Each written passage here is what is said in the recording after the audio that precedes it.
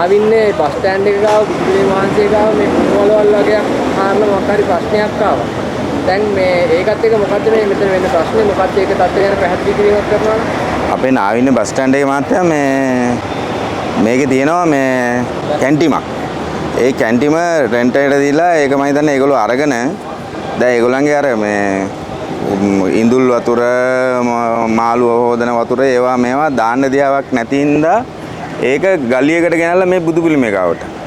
ඉතින් මේකේ තව මේ ස්ථානේ තව ගොඩාක් තැන්වල තියෙනවා දාන්න ඉඩ ගෙනියන්න ඉඩ ඒක. අපි ඊට එහා පැත්තේ කියලා තියෙනවා මේක බිල්ඩිමට එහා පැත්තේ ඉඩ තියෙනවා. අර මේක කරනකොට වඩා මේ පැත්තේ ඉඩ තියෙනවා. ඒවට දාන්න මෙතන දාන්න එපයි කියලා.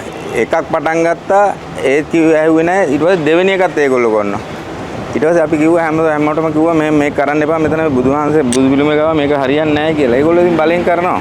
ඊට පස්සේ අපි කිව්වේ මෙන්න මෙහෙම මේක අපිට නවත්තලා දෙන්න කියලා අපි මන්ත්‍රීතුමාටත් කිව්වා. දැන් එතකොට දැන් මෙතන ඉන්න බස් සේවකයෝ සියලු දෙනා මේකට විරුද්ධයිද? සියලුම දෙනා විරුද්ධයි.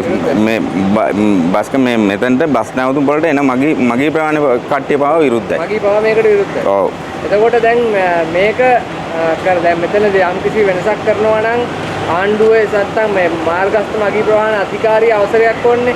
එතකොට මේකට අවසරයක් ලැබිලා තියෙනවද මේ දේ නිර්මාණය කරන්න? කියන්නේ මේ කුණු වල නිර්මාණය කරන්න මේ කුණු මේවා ටික නිර්මාණය කරන්න මාර්ගස්ත මගී ප්‍රවාහන අධිකාරියෙන් අවසරයක් ලැබිලා තියෙනවද? අපිට නම් අපි ඇහුවා එහෙම දෙයක් වුණාද කියලා අපිට නම් කිව්වේ අපේ මේ පළාත් සභාවේ මේ ලොකු මහත්තයා මේක කියලා තියෙන්නේ මෙතන කරන්න කිව්වයි කියලා. ඒ කියන්නේ මේ යා තමයි කියන්නේ මෙතන තීරණය කරලා. මෙතන තීරණය කළා. අපිට දැන් මේ ඒ කියන්නේ අපිට දැනුවා අපිට කියලා තින්නේ එයා කියලා එයා කිව්වා කියලා අපි හරියටම දන්නේ නැහැ. අපි විස්තරය ඇහුවා.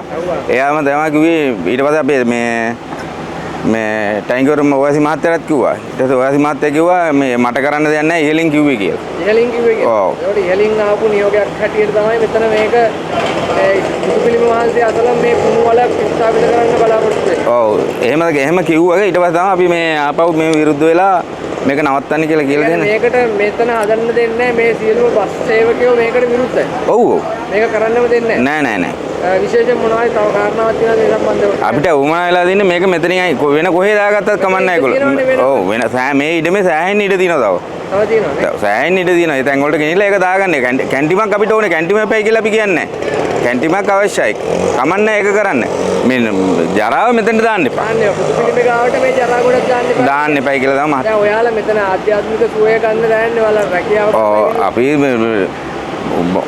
අපි බස්රිය දුරෝ බස් එක නැගලා බුදුන් වඳින් මේ රුව බැලලා තමයි බුදුන් ඇඳලා ස්ටීන් එක බැඳලා අපි මෙතනින් ගමන ආරම්භ කරන්නේ.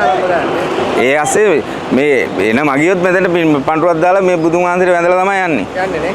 ඒවල මේ දේවල් ඔක්කොටම බාධා වෙනවා මෙතන මේ බැසිකලි මොකද්ද මේ කුණු වල මේක මාසයක් යනකොට උතුරනවා. උතුරනවානේ. ඔව් ඉතුරුවාම මෙතන ගන්නම දෙයක් නැති වෙනවා. තියෙනවානේ. මේ පොළොවේ යට නිකන් මේ වතුරුවක් වගේ නේද? ඔව් මේක කලින් කුණු ගොඩ කරපු තැන මෙතන. අඩි 4ක් වගේ පස් දාලා උස්සලා මේ හදලා තියෙන මේ භූමිය.